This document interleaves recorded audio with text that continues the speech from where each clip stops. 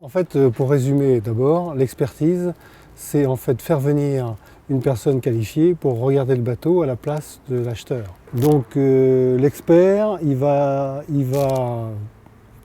examiner plusieurs postes, dont les œuvres vives sous la flottaison et les œuvres mortes au-dessus de la flottaison. Donc la coque en général, quoi.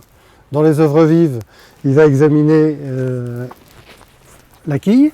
On peut voir qu'en bas, le bateau a un peu talonné. On me dirait n'importe qui peut le voir, mais après, ce qu'il faut, c'est voir s'il y a des répercussions à l'intérieur du bateau, sur la structure. Et ça, souvent, c'est l'expert qui peut diagnostiquer ce qui est dangereux ou pas dangereux. Ensuite, on peut s'approcher de l'arrière. On a la ligne d'arbre. Ensuite, le gouvernail. Ensuite, sur une carène, il y a aussi une chose principale qu'on vérifie, c'est l'osmose. L'osmose, c'est une infiltration d'eau qui peut former des cloques. On vient, on gratte l'antifouling et on mesure le taux d'humidité du gel-coat et en fonction du taux, on décide si il est plus ou moins osmosé. Maintenant, on va parler des œuvres mortes. Œuvres mortes, donc tout ce qui est au-dessus de la flottaison. D'une manière générale, on va regarder s'il n'y a pas de traces de choc ou de réparation. Et en plus, on examine la coque dans sa couleur, donc plus ou moins brillant. Et là, on s'aperçoit qu'en fait, elle est marbrée et quelque peu jaunie. En fait, le gel-coat a tendance à se modifier dans le temps. Il commence à devenir plus ou moins farineux et plus ou moins attaqué par les UV. Et justement, il jaunit comme ça. On marche sur un pont en teck. Quand il est sur le bateau et qu'on doit acheter le bateau, il faut vérifier que le pont n'est pas à changer. S'il est détérioré, ça va coûter très cher de le refaire. Une fois qu'on a examiné le pont en teck, à ce moment-là, on inspecte toutes les parties qu'on voit blanches et qui sont en gel-coat.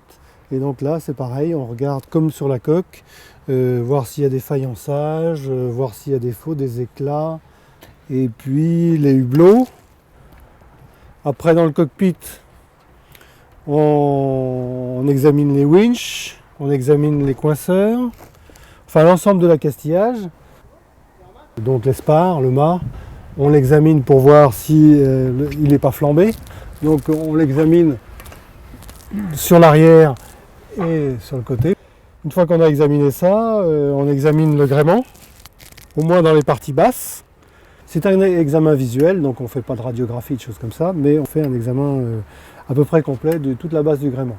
Dans l'expertise, suite à la visite extérieure, on fait l'intérieur. On fait l'intérieur pourquoi? Parce qu'on va examiner toute la structure. Donc on va examiner les contre-moules, on va examiner dans les coffres à l'intérieur. Donc là on a des renforts, des varangues. Donc on va regarder s'il y a des fissures qui mettraient la structure en danger. Ça se passe sur l'ensemble du bateau, ça peut se passer sur les pontilles qui est ici, qui supporte le mât. Ça peut se passer dans les fonds, ou alors sur les cloisons, sur la liaison pont-coque, qu'on voit apparaître ici avec le boulonnage, sur les cadènes aussi, qui sont boulonnées à l'extérieur. Donc on a, disons, une vision générale de l'ensemble.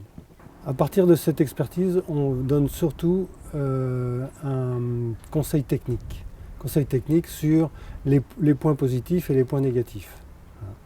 Après, la valeur, c'est autre chose. La valeur, elle dépend tellement du marché qu'on se risquera à la valeur qu'en dernier recours. C'est vraiment, on donne une valeur de toute façon, mais plutôt une fourchette.